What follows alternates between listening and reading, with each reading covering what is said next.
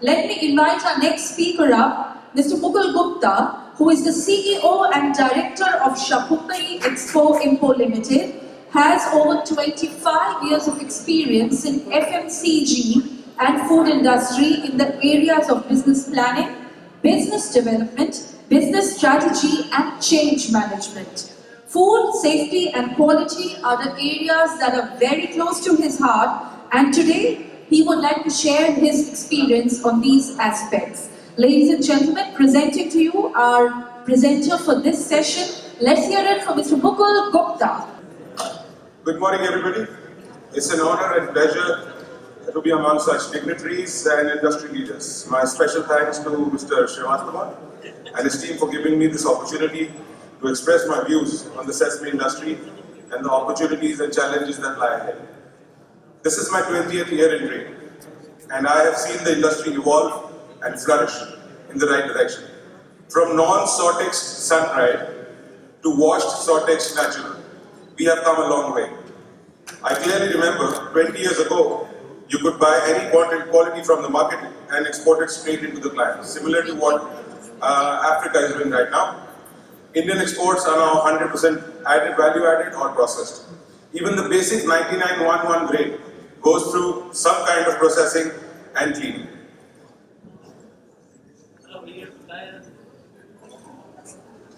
Global trade estimates. Let us look at the world volumes of sesame trade.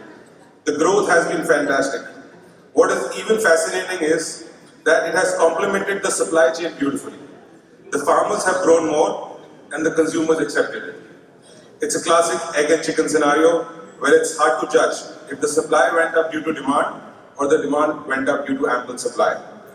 Almost doubling the trade in 10 years' time is remarkable indeed, and not just in terms of volumes, but in terms of value as well, which means we are paying a fair price to the farmers and helping them in sustainable farming. Not many commodities that I know of have such synergy between producers and consumers.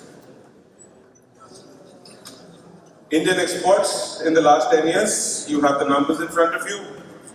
Ever since we took the giant leap in 2010, crossing the 300,000 metric ton threshold, the Indian sesame industry has been very consistent.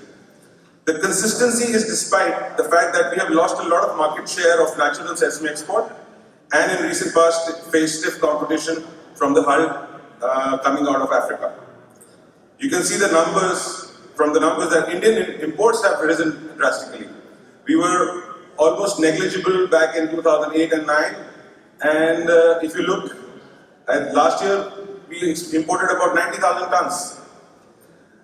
This is due to significant growth in domestic demand and static or poor crop growth. We heavily rely on imports to sustain our exports, which again is mainly Hull. Look carefully at the numbers from April to June. We have practically imported 90% of our raw material that we exported. The Indian sesame industry thus is always on a lookout for the cheapest raw material available globally. I have a feeling this trend will continue and India will import bigger quantities as and when the domestic demand increases or if the local production goes down. This also creates a challenge to capacity build up worldwide, because you are then competing with the Indian companies for the cheapest raw material available in your backyard. Indian production in the last 5 years, Indian production which peaked to about 800,000 metric tons in 2014-15 has slipped down to 5,500 metric tons last year. Domestic demand remains stable, just as much as export, with huge growth potential to grow exponentially in the coming years. I would estimate the total domestic consumption in India to be about 300,000 to 3,500,000, all forms put together, that is oil, hard and natural. This is the world sesame trade breakup. As we see from the chart, China, Japan and Turkey account for about 60% of global sesame trade. And India, surprisingly, has negligible presence in these countries in terms of direct exports. For the other 40%, we therefore are 30% global partners. This is taking into account that the world trade is about 2 million. However, since the third country trade is not quantified, we assume that Indian companies account for 10-15% of that trade as well, flowing out of Africa to various destinations. Interesting scenario, since Indian exports have not risen in direct proportion to the global trade in the last decade, but we remain a reliable partner to many African suppliers and global importers, and have a firm foot in the trade. We offer not just our sales expertise through many indenters, but also act as financiers and trade facilitators through many reputed trading companies based in India. Sesame, as we know it, it's one of the most versatile oilseeds. We can eat it in all forms: oil, natural, hard, paste, in form of tahina. Apart from bakery industry, where it's slightly interchangeable, I don't see it going out of our diet anytime soon. The growth rate is about 4% annually, which is good news.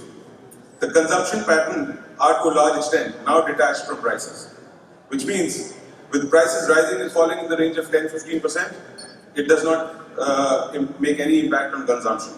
The detachment has come due to periodic spikes in prices, which has happened in the past decade, where sesame has seen high of over 200,000 levels and low of 100 per metric ton levels. The Indian hulling industry.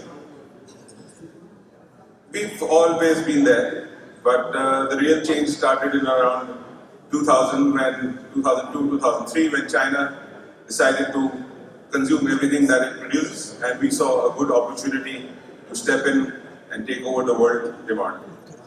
We had very few units back in 2000, but now we are a strong nation with, I think, 400,000 metric ton hulling capacity already built up. An industry with this size and scale, this large, will always find ways to survive and flourish despite all obstacles. So we are here to stay. I can classify the hulling industry in India into three categories. One would be the EU category units, where our association IOP EPC is working very hard to comply with EU regulations. These units are certified by the best of the agencies, have the best of certificates, best of machineries, and they import when they have to for exports as well. Then there are the small basic units, which produce only for the traders and merchant exporters. And then there are small units which run maybe for a small period, like say in winter the demand peaks in India. So they run for a small period, and then they also do the double skin quality. I especially mention that because it now has a parallel market. As you can see from the right up, it has a total detachment from the global market price. So we don't know how, it makes everyone guess how the prices could be that low, but there it is, it's there to stay. We can have a segmentation of the sesame use in food and pharmaceuticals. The opportunities ahead. Yeah, as of now, the food industry dominates the sesame seed market. However, pharmaceutical is a growing market and it will have prominent applications in the future. Sesame as a ligament should be the next big thing, I believe. Japan is already working very hard on that, and as soon as it gets the mass appeal, it should be a big product in itself. Also for the vegan and lacto-intolerant people, the protein diets, the whey protein that is captured, I think 80% of the market share, has to come down, and other products, other protein can take over, and sesame has the potential of doing that.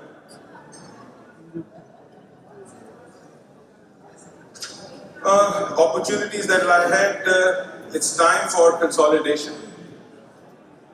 Today, they're not competing. The idea today is not to have the best price all the time, but to have access to the best time when opportunity strikes. With a new crop coming out every 3 months, somewhere in the world, and open access to all, time is the most important factor. I see future in the China model. Jack is here, and I think it can be replicated globally, and it will be replicated globally because it doesn't make sense for people to hold back cargoes in their warehouses when they can stock it where the customer needs it. The challenges that lie ahead: environmental impact. The hulling industry, which uses a lot of water, might need to invest more in conservation and sustainability in future. That should push up prices a little bit. Finances, we need more and more finances. The product is definitely going to get expensive. I don't see a 3-digit coming back anytime soon. It's not a 3-digit product anymore. Stagnation in developed countries is an issue, but yeah, there are other growth avenues. Carryovers right now are also an issue, but good cyclic year would take care of that. Okay, coming to food safety. The new age agri-businesses are farm to fork and soil to stomach personified. That means we have to know what our farmers grow, how they grow it, how it's being processed, and what the final end use of that product will be. We must know what quality suits best for which destination and have a basket range of product range to suit all needs. Food safety in terms of pesticides and microbiological limits remain a challenge for the industry, with norms getting tighter by the year and rising consumer awareness. These are a few pointers, general pointers that one needs to take care of in food safety. Contamination. Every country has a different limit now. Everybody wants the best, so we must get aware about these. Labeling is very important. We could get away with neutral labeling all these years, but not anymore. A wrong declaration can cost you a lot of money these days in the market.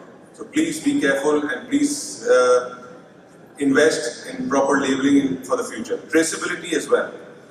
It's difficult for sesame because the farm sizes traditionally are very small, but we can try to at least get back to the areas that we buy our product from to understand the product better.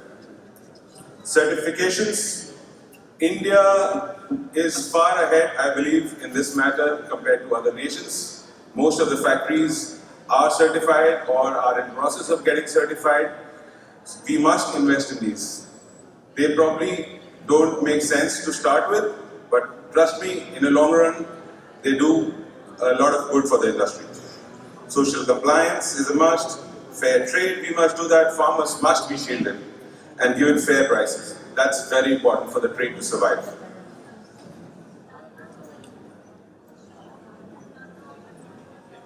Okay, conclusion, that's about it. At personal level, it's painful for me to see, while other fancy seeds like chia, quinoa have been marketed well and have managed to catch the attention of consumers, we have failed to market our sesame as real health food or a niche product. Sesame tahina is, despite being a far superior product, still has limited reach and usage. As vegan diet gets popular, I hope more growth is achievable. Thank you. Somehow, Mr. Chandrasekhar, this quote came to mind as well. If you want to walk fast, walk alone. But if you want to walk far, walk together. Thank you for your kind patience. Thank you, everybody. So may I please request you to stay back on the stage for a minute. Thank you so much for your presentation. It's time for me to invite Mr. Marcelo Eduardo Lutez of Corpar Food Brokers to kindly present a memento to our speaker for this session. Let's hear it from Mr. Mukul Gupta.